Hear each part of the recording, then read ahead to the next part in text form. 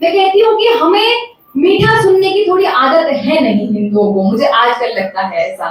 जब तक हिंदू बहुत गहरी नींद में सोया हुआ है, बहुत गहरी निद्रा में सोया हुआ है, जब तक कोई पीछे से आकर जोरदार थप्पड़ ना लगा दे, हिंदू जग ही नहीं रहा है। किस प्रकार से, आपने सुना होगा कि सदन में एक भाषण आया था जिसमें राणा सांगा के ऊपर एक टिप्पणी करी गई थी, है ना? करी गई थी, याद है सबको?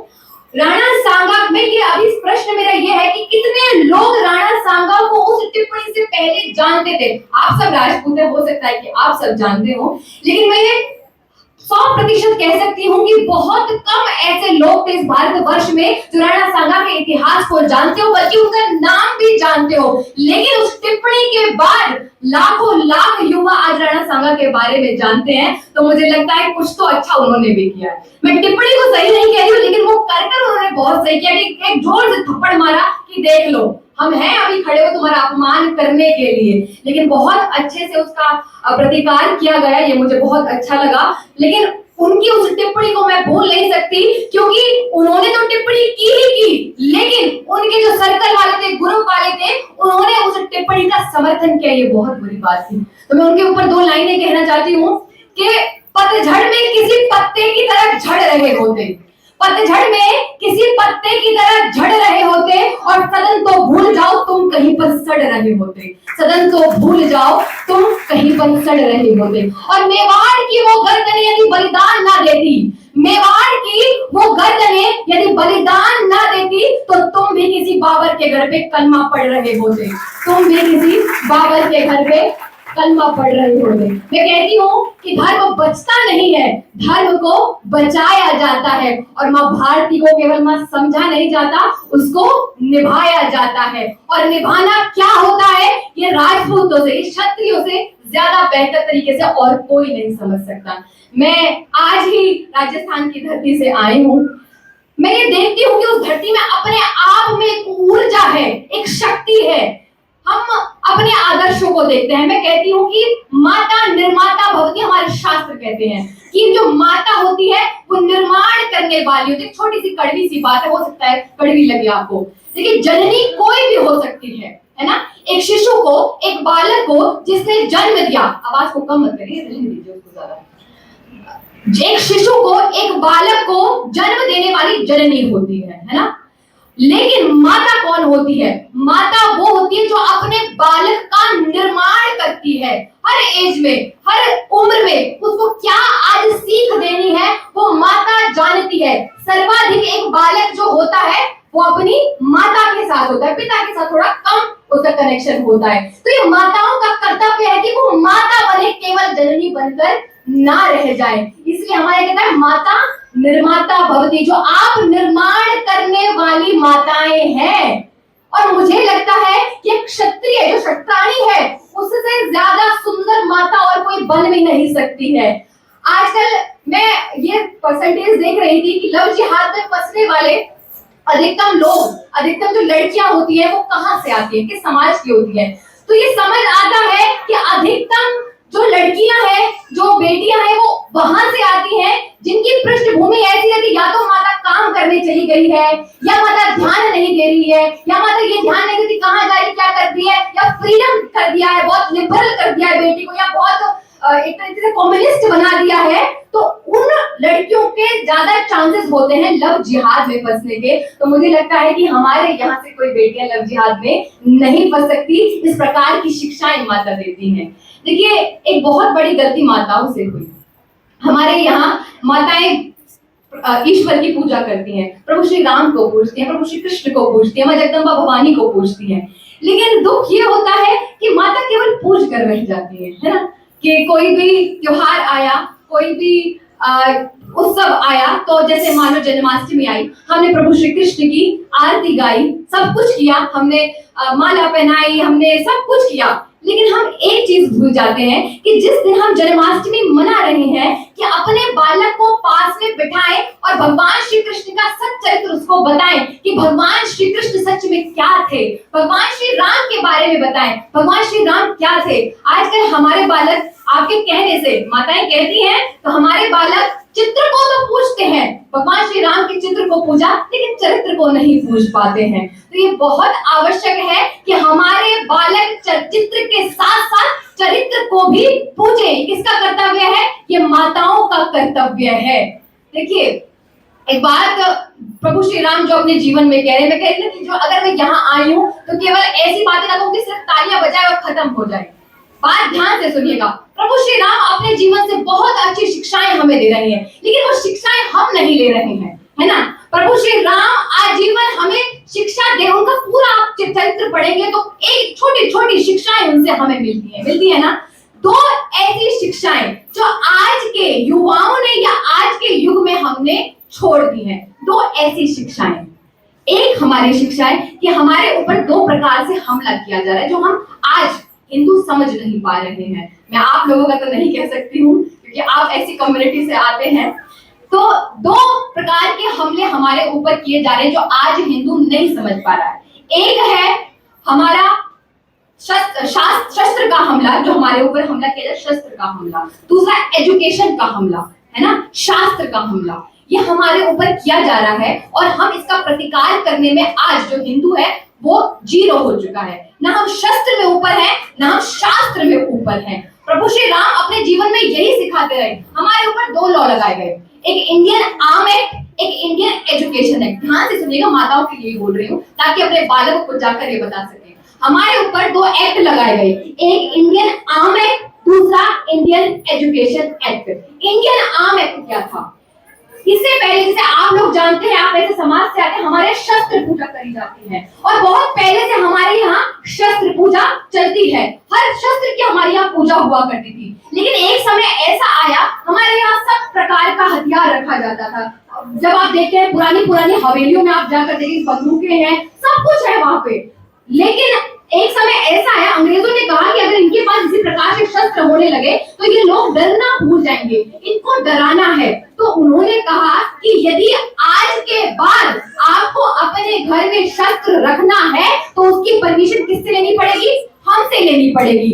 अब वो परमिशन लेने के लिए भी 100 प्रक्रियाएं करनी पड़ती थी। तो हिंदुओं ने सोचा कि छोड़ो, क्यों रखने हैं, छोड़ ही देते हैं। और एक क्राइटेरिया बनाया गया, इससे ऊपर कभी अगर तलवार ये चाकू है तो इससे ऊपर नहीं होना चाहिए, क्राइटेरिया बनाया गया। तो हमने वो भी रखना छोड़ दिया।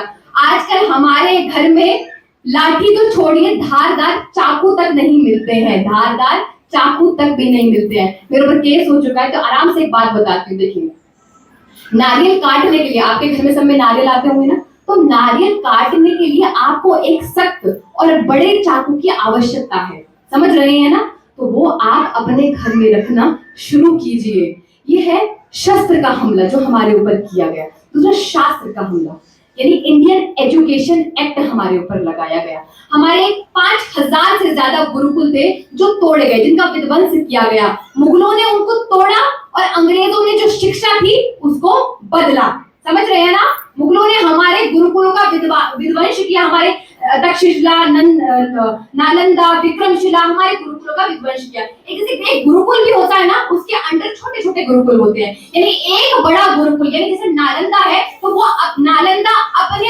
अंदर वो छोटे छोटे गुरुकुलों को चलाता है। तो इन्होंने प्रहार किया हमारे बड़े गुरुकुलों पर ताकि हमारे छोटे गुरुकुल भी खत्म हो जाए। तो वहां से हमारी एजुकेशन खत्म हो गई। जब मैकाले यहाँ आया तो वो कहता है कि मैं उत्तर, दक्षिण, पूर्व, पश्चिम चारों दिशाओं में घूमा, लेकिन मैंने एक भी व्यक्ति ऐसा नहीं देखा जो दूसरे के ऊपर आश्रित है, जो भीख मांगता हो। मैंने ऐसा एक भी व्यक्ति नहीं देखा। ये कहाँ से सीखते हैं ये लोग? तो जब समझा तो आया सामने कि ये लोग अपने भगवानों का, अपने पूर्वजों का, देखिए 5 साल पहले रहे, 50 साल पहले रहे या 5000 साल पहले रहे है, तो हमारे पूर्वज ही ना। तो हमारे पूर्वज राम और कृष्ण, ये अपने पूर्वजों का गौरवशाली इतिहास पढ़ते हैं और जब वो इतिहास को पढ़ते हैं तो अपने घर में वो माताएं बहनें उसको अपने घर पे उतारती हैं। मानो अगर एक माता प्रभु श्री राम का चरित्र पढ़ती है तो अपने घर में सच्चरित्र बताती है और बालक उसको फॉलो करते हैं। तो इनके अपने भगवानों का सच्चरित्र पढ़ते हैं तो इनके एजुकेशन सिस्टम को बदला जाए। तो हमारा जो एजुकेशन सिस्टम चल रहा है वो अब चल ही रहा। देखिए अब राम जी कैसे सिखा रहे हैं हमें। जिस समय पे अगले दिन उनको वनवास के लिए जाना था। तो रात्रि में आते हैं और सारे वस्त्र अपने उतार कर एक ऐसा सन्यासी वेश धारण कर लेते हैं और माता कौशल्या के पास जाते हैं। माता कौशल्या के पास जब जाते हैं तो माता कौशल्या पूजा कर रही थी, आराधना कर रही थी, संध्या कर रही थी, उनके हाथ में थाली थी। तो जब जाती है और प्रभु श्री राम को वनवासी वस्त्रों में देखती है तो कहती है कि राम जी तूने कैसे वस्त्र धारण किए, कल तू राजा बनने वाला है इस राज्य का, तो कैसे वस्त्र तूने धारण किए हुए हैं, अभी इनको बदल करा। तो प्रभु श्री राम कहते हैं कि पिता ने आज्ञा दी है, मुझे वनवास को जाना है। तो माता कौशल्या कहती है मैंने तुझे 9 महीने अपने गर्भ में पाला है, यदि तेरे पिताजी कहते हैं कि तुझे वन को जाना तो तेरी माता कहती कि तू वन को नहीं जाएगा, ये तेरी माता की आज्ञा है। तो प्रभु श्री राम क्या कहते हैं? प्रभु श्री राम कहते हैं अपनी माता से कि यदि माता ने भी आज्ञा दी हो तो माता कौशल्या पूछती नहीं कि कौन सी माता ने आज्ञा दी है। माता कौशल्या कहती है कि यदि माता ने भी आज्ञा दी है तो राम तू जा, फिर मैं तुझे नहीं रोक सकती। ये है प्रभु श्री राम के आचरण। हमारे यहाँ तो मातृदेवो भव, पितृदेवो भव, आचार्य देवो भव, ये शिक्षा थी हमारी, ये शिक्षा हमारे यहाँ से हटाई गई। दूसरी जब हम शस्त्र की शिक्षा की बात करते हैं तो प्रभु श्री राम वन को जा रहे हैं, अपना सब कुछ हीरे जवाहरात मोती अपने अमूल्य वस्त्र सब उतार कर रख देते हैं, अपना राजकुमार वाला मुकुट भी उतार कर सब कुछ उतार कर रख देते हैं। लेकिन एक चीज जो उनके पास थी वो थे उनके तीर और धनुष। वो जानते थे कि अगर मैं अपनी भगिनी को लेकर, अपनी भार्या को लेकर और अपने भाई को लेकर जा रहा हूं वन में, तो ऐसे दुष्ट भी मेरे सामने आएंगे जिनके ऊपर मुझे प्रहार करना होगा, ये मुझे पता लगाना होगा। और ये हमने छोड़ दिया। ये प्रभु श्री राम हमें सिखा रहे हैं कि शस्त्र को तो कभी हमें त्यागना ही नहीं चाहिए। आप कितना भी मॉडर्न हो जाए, आप कितने भी अपनी वेशभूषा बदल ले, लेकिन एक चीज जो हमें नहीं छोड़नी थी वो थे हमारे शस्त्र, और वो हमने छोड़ दिए। ये अकबर महान और औरंगजेब महान बताने वाले जो लोग कहते हैं ना, ये कहते हैं कि नहीं राम तो काल्पनिक थे जी, अगर राम हुए तो 2 परिचय, 2 हमें एविडेंस की कहाँ रहे, हाँ राम कौन सा युग रहा, ये काल्पनिक है। मैं कहती हूँ कि तुम्हें तो काल्पनिक ही लगेंगे। ये जो बाबर की औलादे हैं इनको तो काल्पनिक ही लगेंगे, क्योंकि इतना सच्चरित्र तो वो कभी इमेजिन भी नहीं कर सकते कि ऐसा भी युग पुरुष कभी रहा होगा। वो है असली क्षत्रिय, वो है असली क्षत्रिय धर्म। क्या वो हम अपने बालक को सिखा रहे हैं? माता से पूछ रहे, क्या वो अपने बालक को सिखा रहे हैं? अपने मन में विचार कीजिए, क्या हमारे बालक को वो हम दे रहे हैं? और यदि हम नहीं दे रहे हैं तो हम किस कारण नहीं दे रहे हैं? क्या हम बहुत मॉडर्न हो चुके हैं? क्या हम बहुत आगे बढ़ चुके हैं? मैं आज भी आपको उसी वेश में देख रही हूँ जहाँ मैं सोचती हूँ कि माता पद्मिनी इसी वेश में रहती होंगी। मैं आज भी उसी वेश में आपको देख रही हूँ। तो क्या हमारा धर्म नहीं बनता है कि हम अपने बालकों को वही क्षत्रिय धर्म दें जो माता कौशल्या ने प्रभु श्री राम को दिया? दे सकते हैं ना हम? एक विचार कीजिए, एक तरफ औरंगजेब की 4 बेटे औलादे, ठीक है, औरंगजेब के, और एक तरफ राजा दशरथ के 4 पुत्र, ठीक है। एक तरफ लड़ाई है कि राज्य मैं लूंगा, गद्दी मेरी होगी, और एक तरफ लड़ाई है नहीं भाई राज्य तुम्हारा होगा, राज्य तुम्हारा होगा, राज्य तुम्हारा होगा। तीनों लड़ रहे, चारों लड़ रहे, नहीं भाई। अपने भ्राता की चप्पलें गद्दी पर रखकर उन्होंने खुद वन में चले गए, क्योंकि मेरा भ्राता वन में है। तो आप अंतर देख लीजिए, आप अंतर देखिए। एक तरफ औरंगजेब था जिसने अपनी ही पुत्री से विवाह कर लिया। क्यों कर लिया था? क्योंकि उसको अपनी पुत्री में अपनी पत्नी की झलक दिखाई देती थी। एक तो ये कल्चर है। दूसरा कल्चर हमारे सामने, जब माता मंदोदरी जाती है प्रभु श्री राम के पास, जब युद्ध खत्म हो जाता है कि मैं देखूं तो जरा कि कौन वो तेजस्वी है, कौन वो तपस्वी है जिसने मेरे इतने गौरवशाली जो मेरा पति है, इतना विद्वान जो है, उसको हरा दिया, ये कौन था? तो मैं देखूं तो जाके। तो प्रभु श्री राम ऐसे पीठ करके बैठे हुए थे, माता मंदोदरी पीछे से जाती हैं, और जैसे ही एक स्त्री की परछाई दिखाई देती है, स्त्री है कोई, जैसे हमने अभी ओढ़ा हुआ है तो परछाई में पता लगेगा कि कोई स्त्री है, उसी प्रकार से जब देखा, समझ आया कि कोई स्त्री आ रही है, तो तुरंत चरणों में लेट गए कि माता मुझे माफ कर दीजिए, दीजिएगा कि मैंने आपके पति का वध कर दिया। ये एक शिक्षा है और एक वो शिक्षा है। और हमें क्या पढ़ाई जा रही है, हमारे बालकों को क्या शिक्षा दी जा रही है आज किताबों में, ये हम सारी माताएं जानती हैं। चलो मान लिया एजुकेशन सिस्टम को इतनी जल्दी नहीं बदला जा सकता है, तो क्या माताएं घर से प्रयास नहीं कर सकती है? तो क्या माताओं का ये धर्म नहीं बनता है? माताओं का यही धर्म है कि सबसे पहले अपने बालक का निर्माण करें, इसीलिए उसको माता कहा जा रहा है। इसीलिए मैं यहाँ आज सभी माताओं से एक आग्रह कर रही हूँ, बहुत हृदय से आग्रह कर रही हूँ। मैं ताली नहीं भी बजाओगे मुझे चलेगा, आप यहाँ से चले भी जाओगे तो भी मुझे चलेगा, लेकिन एक आग्रह मैं हृदय से कर रही हूँ कि अपना इतिहास, अपना सच्चा इतिहास अपने बालकों को बताने का प्रयास कीजिए।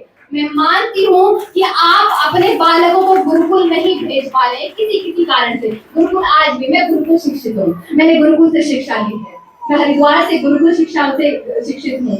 मैं मानती हूँ कि आप अपने बालकों को गुरुकुल किसी कारण से नहीं भेज पा रहे कि आपका बालक दूर हो जाएगा, कोई पंडित पुजारी ना बन जाएगा। वैसे आप मुझे देख रहे हैं, ऐसा कुछ नहीं होता है, ये हमारी धारणा है कि हमारा बालक बन जाएगा ऐसा। तो अगर किसी कारण आप गुरुकुल नहीं भेज पा रहे अपने बालक को, तो माताओं से आग्रह है कि अपने घर को गुरुकुल बना लीजिए, अपने घर में गुरुकुल को ले आइए। किस प्रकार से आप अपने घर को गुरुकुल बना सकती हैं, ये आप विचार कीजिए। ये आपका घर है। बोलते ना, एक नारी 2 परिवारों को चलाती है। क्यों कहते हैं? क्योंकि नारी के ऊपर ही पूरा दायित्व है कि वो परिवार का यानी संस्कारों का निर्माण अपने घर में कर सके।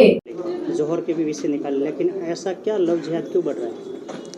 हाँ, एक ही कारण है कि हिंदुओं में शिक्षा की कमी है। हिंदुओं में नहीं, हिंदुओं के परिवारों में शिक्षा की कमी है। अगर वो शिक्षाएं घर से दी जाएं तो शायद हमारी लड़कियां लव जिहाद के चक्कर में ना पड़ें। तो बेसिकली शिक्षा की यहाँ पे अभाव है। शिक्षा दी जाए, अपने इतिहास को, गौरवशाली इतिहास को, हमारी गौरवशाली वीर वीरांगनाओं के इतिहास को बताया जाए, पढ़ाया जाए, सिखाया जाए, तो कोई भी लड़की लव जिहाद के चक्कर में नहीं आएगी। हम जब मेवाड़ की बात करते हैं तो 3 बड़े जोहर हुए, जिसमें कम से कम 1,17,000 ने उसमें जोहर किया। वो जोहर इसके लिए किया, मुगल आक्रांताओं से बचने के लिए, अपने धर्म की रक्षा करने के लिए। लेकिन वो पढ़ाया नहीं जाता, पढ़ाया एक ही जाता है, जोधा अकबर। क्यों ऐसा? हमारे इतिहास को गुमराह करने का प्रयास किया गया, क्योंकि यदि हमारे बच्चे, हमारे युवा उस इतिहास को पढ़ लेते तो वो अपने पूर्वजों के गौरवशाली इतिहास को जान जाते, और अगर जान जाते तो वही संस्कार उसमें भी आ जाते, और वही संस्कार उसमें भी आ जाते तो हमारे देश को गुलाम कैसे बनाया जाता।